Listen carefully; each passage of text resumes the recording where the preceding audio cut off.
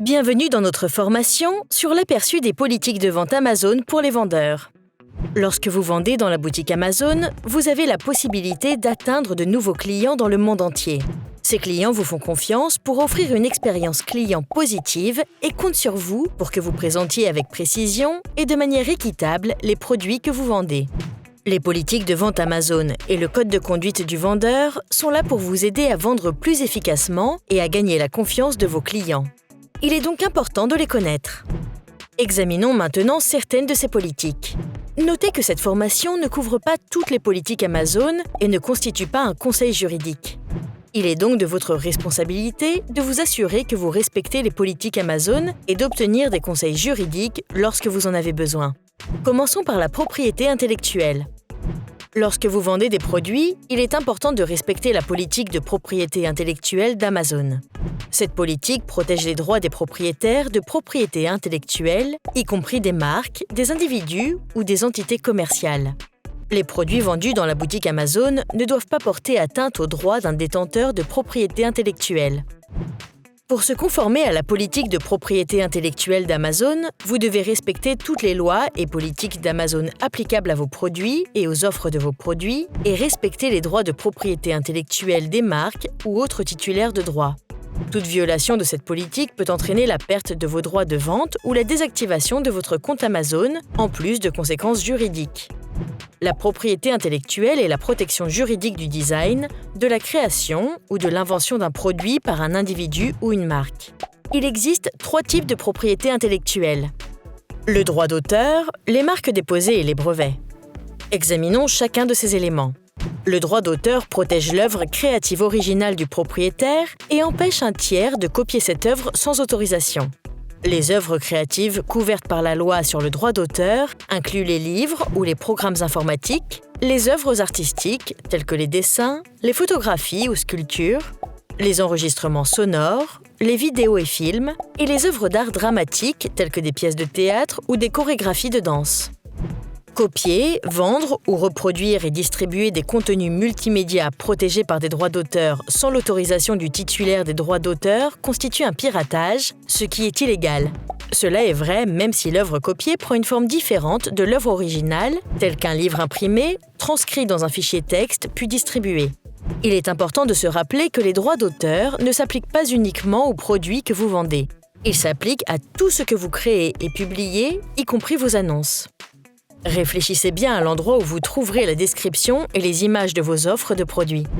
Si vous prenez vous-même une photo ou filmez une vidéo d'un produit, vous détenez les droits d'auteur de cette photo ou de cette vidéo.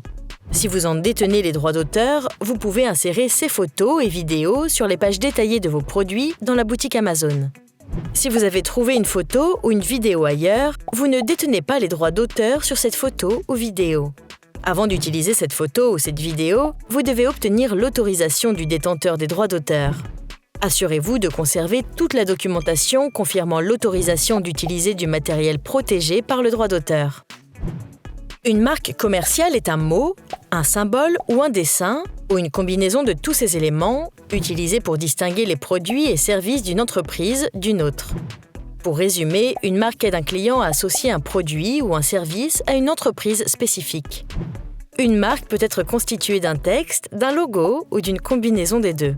Vous pouvez bénéficier de certaines protections pour une marque dès que vous commencez à l'utiliser.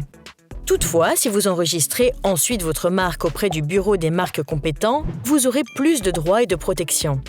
L'utilisation d'un nom de marque est acceptable sur la page détaillée d'un produit si vous vendez un produit authentique portant ce nom de marque. Cela est également acceptable pour décrire la compatibilité d'un produit avec un produit de marque authentique. Vous ne pouvez toutefois pas utiliser un nom de marque pour décrire en quoi un produit est similaire à un produit de marque déposé. Le nom de marque et le logo Amazon, par exemple, sont des marques commerciales. Si vous vendez un étui pour tablette, vous pouvez dire qu'il est compatible avec le Kindle d'Amazon. Cependant, vous ne pouvez pas dire qu'il s'agit d'un étui de la marque Kindle d'Amazon, à moins qu'il ne soit réellement fabriqué par Amazon.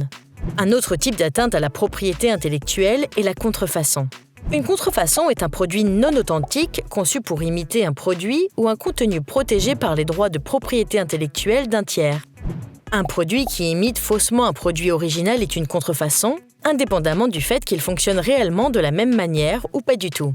Les produits contrefaits portent préjudice au titulaire de la propriété intellectuelle parce que le détenteur n'a aucun contrôle sur la distribution, la quantité ou la qualité de ses marchandises. Les produits contrefaits sont dangereux pour les clients car il n'y a aucune garantie qu'ils fonctionneront de la même manière que l'article authentique ou qu'ils répondent à des normes ou à des exigences de sécurité. La vente d'articles contrefaits constitue une grave atteinte à la confiance des clients et peut même les mettre en danger. Si un produit contrefait est détecté dans la boutique Amazon, nous pouvons supprimer l'offre ou intenter une action en justice contre quiconque le vend. Pour en savoir plus, recherchez « Politique anti-contrefaçon d'Amazon » dans Seller Central. N'oubliez pas que vous êtes responsable des articles que vous vendez dans la boutique Amazon. Assurez-vous donc de faire confiance à vos fournisseurs et de tenir des registres minutieux lorsque vous travaillez avec eux. Il est important que vous conserviez des registres d'inventaire tels que des factures afin que vous puissiez prouver que vos produits sont authentiques et que vous êtes autorisé à les vendre. Le brevet est une protection juridique pour les inventeurs. Les détenteurs de brevets ont le droit d'empêcher d'autres personnes de fabriquer, d'utiliser, de proposer à la vente ou d'importer l'invention dans un pays pendant un certain nombre d'années. Les brevets doivent être délivrés par un bureau gouvernemental. Une demande de brevet doit répondre à un certain nombre d'exigences différentes pour être accordée. Par exemple, un brevet doit être en tout point original et ne pas avoir été publié précédemment. Si vous créez un nouveau produit à vendre dans la boutique Amazon, vous devez vous assurer que vous êtes au courant de toutes les idées susceptibles d'être protégées par des brevets. Par exemple, l'Amazon Echo est une invention protégée par un brevet détenu par Amazon dans plusieurs pays. Vous ne pouvez pas créer ou vendre un produit dont le design est identique à celui d'Amazon Echo, car cela porterait atteinte au brevet qui le protège. Vous êtes également responsable de vous assurer que vos produits sont de la qualité que vous décrivez. Cela signifie que vous devez vous assurer que vos produits correspondent au modèle et au type que les clients attendent. Si une annonce présente un produit d'une marque, mais que le client reçoit un produit d'une autre marque, le produit peut également enfreindre la politique anti-contrefaçon d'Amazon. Toutefois, il s'agit également d'une violation de la qualité du produit si un client obtient une version d'un produit différente de celle présentée dans l'annonce. Les exemples incluent une édition différente d'un livre ou si un client commande une chemise rouge et reçoit une chemise bleue. Assurez-vous que vos annonces décrivent exactement le produit que vous vendez afin que vos clients sachent à quoi s'attendre. Indiquez toujours correctement l'état de votre produit, surtout si vous êtes un revendeur. Par exemple, si l'emballage de votre produit a été ouvert, vous ne devez pas le mettre en vente comme neuf, même s'il n'a jamais été utilisé. N'oubliez pas qu'un client ne peut pas regarder votre produit sur une étagère. Il est donc très important qu'il puisse se fier aux informations que vous fournissez dans l'annonce. Les avis permettent aux clients d'en savoir plus sur les produits et de prendre des décisions éclairées concernant les produits à acheter. Les vendeurs et les propriétaires de marques utilisent les avis pour savoir ce que les clients pensent de leurs produits et comment les améliorer. Les avis étant importants, il est essentiel qu'ils reflètent l'expérience réelle des clients et qu'ils ne soient en aucun cas altérés par les vendeurs. Par conséquent, bien que vous puissiez demander à un client de laisser un avis sur un produit, vous ne pouvez jamais demander à un client de laisser une bonne ou une mauvaise critique. Vous ne pouvez pas leur demander de modifier ou de supprimer un avis qu'ils ont déjà laissé. Et vous ne pouvez pas non plus offrir de récompense aux clients qui ont laissé un avis sur vos produits ou sur le produit de quelqu'un d'autre. Vous ne pouvez jamais publier d'avis concernant l'un de vos propres produits ou sur le produit d'un concurrent. Vous êtes également responsable de vous assurer que tous les partenaires commerciaux, employés ou autres partenaires comprennent et respectent ces politiques. Si un membre de votre famille ou un employé évalue votre produit ou celui d'un concurrent, vous êtes tout aussi responsable que si vous aviez laissé cet avis vous-même. N'oubliez pas que vous êtes responsable des avis laissés en votre nom. C'est une chose à laquelle il faut faire attention si vous faites par exemple appel à un service tiers qui promet d'améliorer vos performances de vente. Certains services peuvent prendre des mesures qui enfreignent les politiques d'Amazon, par exemple en laissant des avis positifs sur vos produits. D'autres services peuvent prendre des mesures qui entravent la capacité des autres vendeurs à vendre des produits avec succès. Il s'agit d'une violation de nos politiques de vente. Vous pouvez même être légalement responsable si un service interfère avec vos concurrents. Nombre de ces politiques sont expliquées dans le tableau de bord État du compte. Si une violation relevant de l'une de ces catégories s'est produite, vous pouvez trouver plus d'informations à ce sujet sous la rubrique « Conformité des politiques ». Même si vous n'avez commis aucune violation, vous pouvez toujours sélectionner une catégorie de violation pour trouver un lien vers la liste complète des politiques de vente Amazon. Utilisez cette liste comme une référence pratique si vous avez des questions concernant une politique spécifique.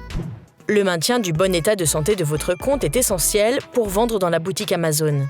Si l'état de votre compte est médiocre, vous risquez de perdre vos droits de vente. Alors qu'un vendeur ne possède généralement qu'un seul compte, vous pouvez avoir plus d'un compte si vous avez un besoin professionnel légitime. Toutefois, si vous possédez plusieurs comptes, notez que la santé du compte sera médiocre sur tous vos comptes et aura un impact sur tous les comptes que vous possédez dans chaque boutique Amazon. Ensemble, nous pouvons faire d'Amazon un lieu sûr et satisfaisant pour tous nos vendeurs et clients. Ceci conclut notre formation « Présentation des politiques de vente Amazon pour les vendeurs ». Merci et bonne vente sur Amazon.